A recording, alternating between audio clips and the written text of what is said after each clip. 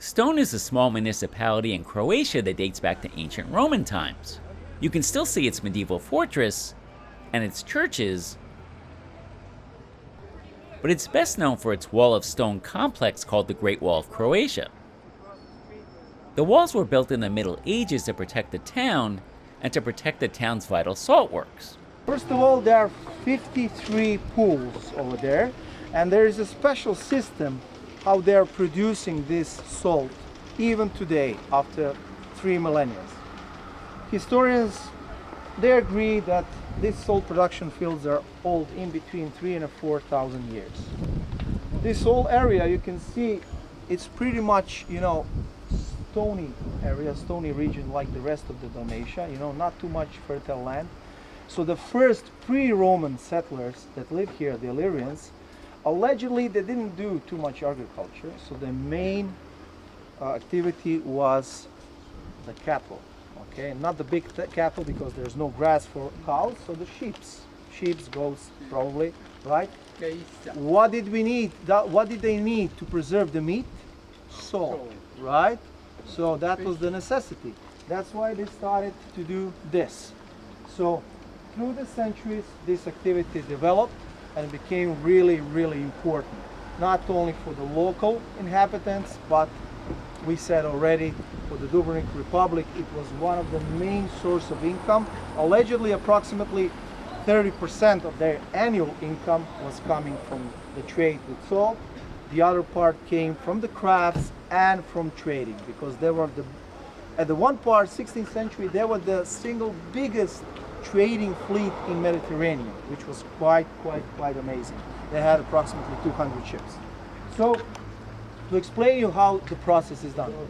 So they have 53 pools. The sea is over there, right? They're producing the salt only in the last 2 lines of the pools, right? Only those 2 lines, I think 18 of them. So you have 5 phases until they produce the salt. So they first let the salt enter to the first line of the pools, then they have to wait, and with the help of the wind and the sun, because without it, it's not happening.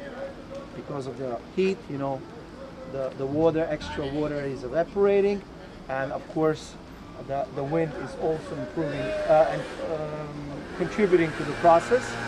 Then, when the salinity rises a little bit, they open the hatches, the gates, or whatever, and they let the water enter the second line, and the third one, and the fourth line, and so on. And then, before they let it go to the last one, how did they know that the salinity went up enough? They had a little fish that's called obervan. That fish was we can call it the salt-resistant fish because it has a extremely high resistance to the salt. And when that fish turned upside down, when it was literally dead, they knew the salt content was high enough to let it to the last lines, which are called the crystallization pools. From there, it was then just the harvesting, and then the best part of the salt is like floating on the surface of the sea because it's so light, and this is the most precious part of the salt.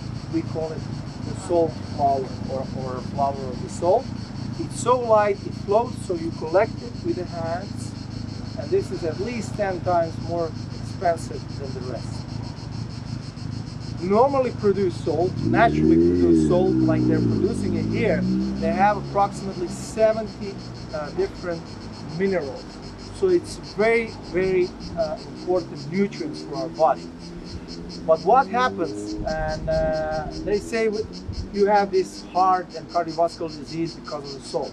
It's not because of the salt, it's probably because of all these additives that are added in the industrial process of the salt making, right? So not this one, but many others, salt production factories, they are putting the salt through all this industrial process where they're applying the heat that actually destroys a lot of the minerals and those healthy nutrients, and allegedly they're also adding certain additives to keep the salt as it is. Otherwise, otherwise it will create the crystals. It will become like a rock. But here, they're still using the same methods like they were used in the old times.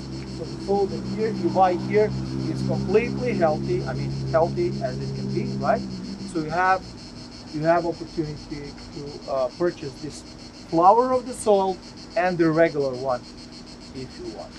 And I have to mention one more thing, because this is very important to understand how the whole society works. In the Dubrovnik, they had a special pool called Mundo. In that pool, they produced the salt that went to the poor only, those who couldn't afford to buy the salt in a regular way. And there were also two other pools where they had a granite floor. From that pool, all the salt went directly to the court, to Vienna, to the royal family. Where do you buy it? You can buy it over there. From outside, there is like a small store. Okay. So you can buy it and that.